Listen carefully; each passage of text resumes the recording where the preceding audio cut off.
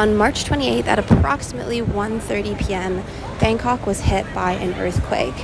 The earthquake was 7.7 in magnitude that started in the epicenter in Myanmar. So by the time it got to Bangkok, it was probably not quite the 7.7 rating, maybe closer to 5. However, that doesn't mean that Bangkok wasn't affected. As you can see, many of the condos had their swimming pools kind of splashing all over the place, and even one unfinished building tumbled, which has now killed 3 and left about 90 trapped under the rubble.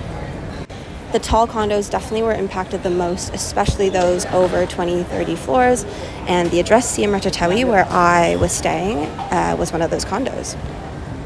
Later in the evening, the condo was open to allow residents to go into their units and grab the things they need for the weekend, as we had to stay evacuated out of the condo for at least about a day and a half.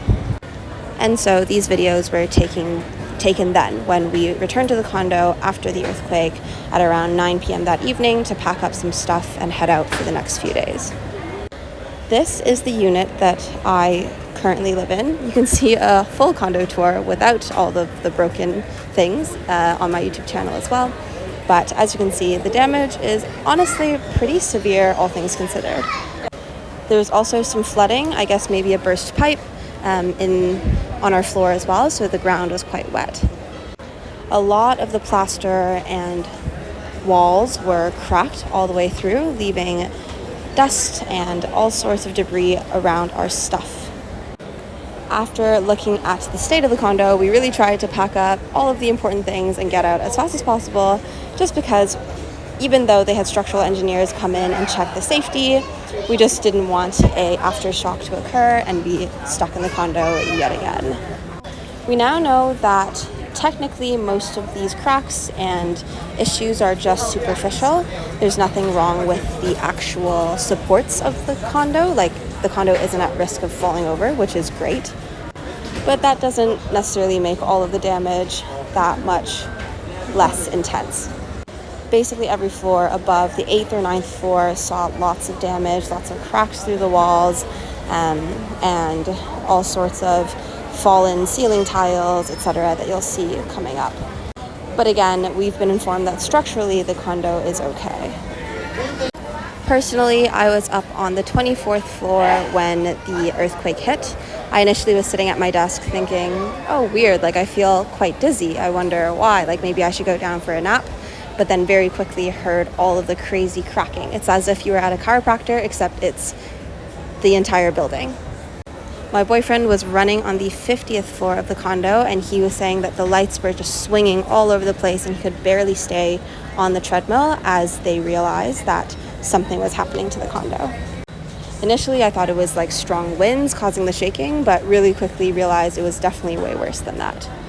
As I ran to find a stairwell or some way of exit, definitely heard and saw the ceiling tiles start coming down and also the walls start cracking, which was quite scary. On the way down, there were also tons of people, many who were crying or really struggling to make their way down all of the stairs of the building. There was also some people who had thrown up or defecated in the stairwell as well, probably out of scaredness. But yeah, I got notified by some coworkers that this was an earthquake that was impacting most of Bangkok. So once I was halfway down, I was no longer as panicked, but it was definitely scary when I didn't know where the emergency exits were. So it took a second to actually find them and run out of the condo. The current status of the unit is not super livable yet.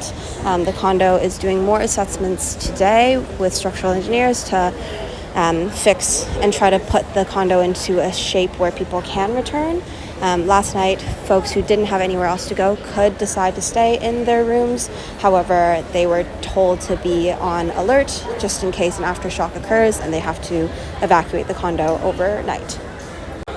After making it out of the condo, we were able to assess that some of the outer decor of the condo definitely came falling down a little bit, and the condo next to us had a lot more damage as well from the shaking.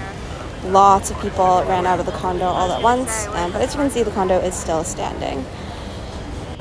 Initially, after running out of the condo, we were scared of an aftershock, so folks were getting on the streets and moving to big green areas or areas with not a lot of condos nearby. I was wearing a massive sweater, so I had to stop by my gym and also purchase a t-shirt to survive the 40-degree Bangkok heat. But we made it to National Stadium and sat there for most of the day just to avoid any aftershock effects, just in case. The streets were definitely flooded with people who had all panicked and ran out of the condo as well.